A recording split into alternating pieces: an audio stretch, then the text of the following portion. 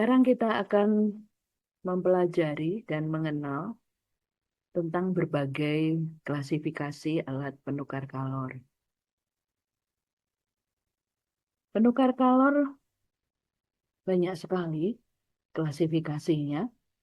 Mari kita pelajari terlebih dahulu klasifikasi yang pertama, yaitu klasifikasi untuk proses transfer atau proses pertukaran kalor ya. Kita tahu bahwa pada penukar kalor ada dua fluida, minimal ada dua fluida, yaitu fluida panas dan fluida dingin. Nah, kedua fluida tadi untuk klasifikasi proses transfernya ada yang disebut dengan indirect contact type dan yang kedua adalah direct contact type. Kalau indirect contact type fluida pertama dan kedua eh, tidak kontak, jadi mereka berada pada pipanya masing-masing.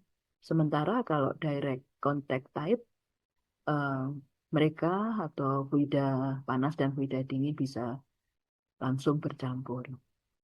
Klasifikasi yang kedua adalah berdasarkan jumlah fluidanya. Kalau sebelumnya saya jelaskan bahwa minimal ada dua fluida, maka memang betul bahwa jumlah fluida tidak hanya ada dua fluida saja untuk berinteraksi temperatur, tetapi bisa saja lebih dari dua fluida, bahkan lebih dari tiga fluida. Untuk em, fase yang saling kontak, fasenya bisa bersifat heterogen, misalnya gas dengan fluida cair, tapi bisa juga yang sifatnya homogen ya, liquid dengan liquid, gas dengan gas, seperti itu.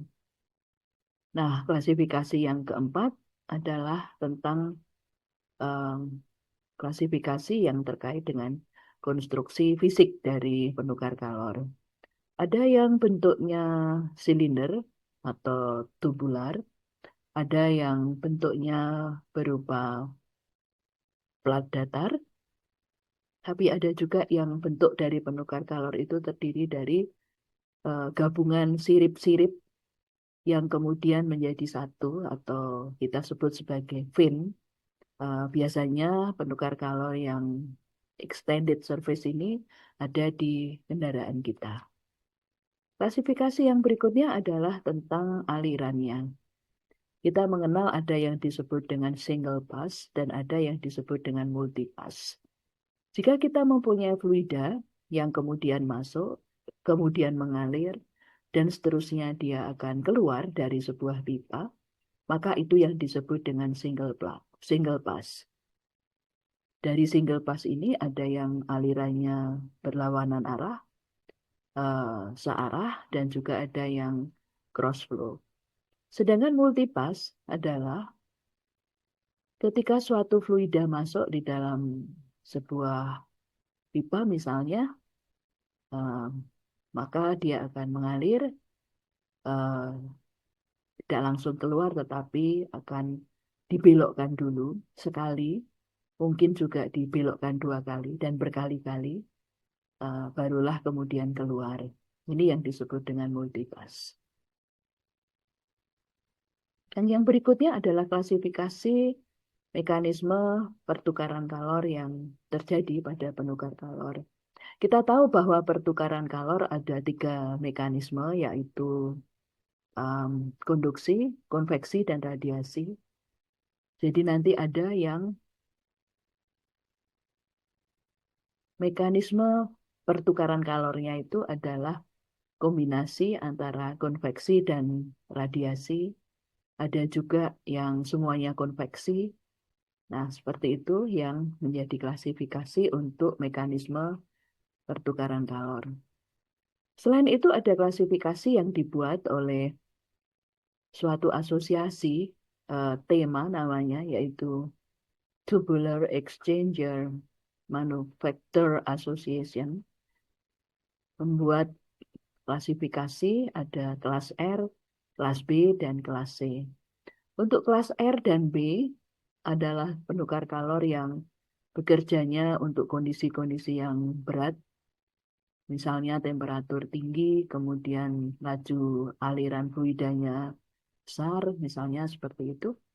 Bedanya antara kelas R dan kelas B adalah untuk kelas R penukar kalornya dipakai untuk di industri minyak, sementara untuk kelas B dipakai di industri kimia, tetapi sama-sama penukar kalor untuk suatu operasi yang berat.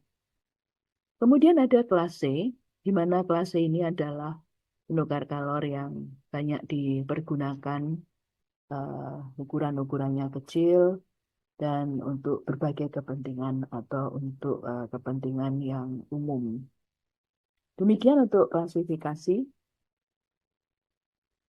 Dari berbagai jenis penukar kalor, nanti akan kita pelajari lebih mendalam tentang penukar kalor yang kita sebut sebagai pipa ganda atau concentric pipe. Kemudian yang kedua adalah jenis penukar kalor shell and tube, dan yang ketiga adalah penukar kalor helical coil. Untuk menukar kalor pipa ganda, gambarnya adalah seperti ini. Jadi ada fluida panas di sini yang akan mengalir di dalam pipa yang lebih kecil. Kemudian di luarnya akan ada pipa konsentris yang diameternya lebih besar. Nah, di sini akan mengalir fluida yang lebih dingin. Untuk penukar kalor shell and tube, ini salah satu contoh yang gambar sederhana. Kita lihat apa yang disebut dengan shell. Shell itu semacam wadah luar. Di sini kita lihat yang warna abu-abu, ini adalah tangkinya yang kita sebut shell. Sementara yang kita sebut tube adalah pipa kecil yang warnanya merah di sini. Nah, di sini kita lihat untuk shell-nya adalah single pass karena masuk, kemudian belok ke kiri, dan kemudian keluar. Sementara, oh maaf, untuk shell-nya itu two shell passes ya. Berarti shell-nya itu masuk, kemudian mengarah ke kiri, dibelokkan. Nah, jadi ada proses belokan, barulah dikeluarkan. Tetapi untuk yang tube-nya itu dibelok-belokkan lebih banyak. Di sini ada 4 belokan untuk tube-nya. Berikutnya adalah penukar kalor helical coil. Sebenarnya hampir mirip dengan penukar kalor shell and tube, artinya akan ada bagian shell-nya, wadah di luarnya, dan nanti ada tube-nya. Hanya tube-nya itu dibuat dengan konfigurasi seperti coil, ya, disusun seperti ini.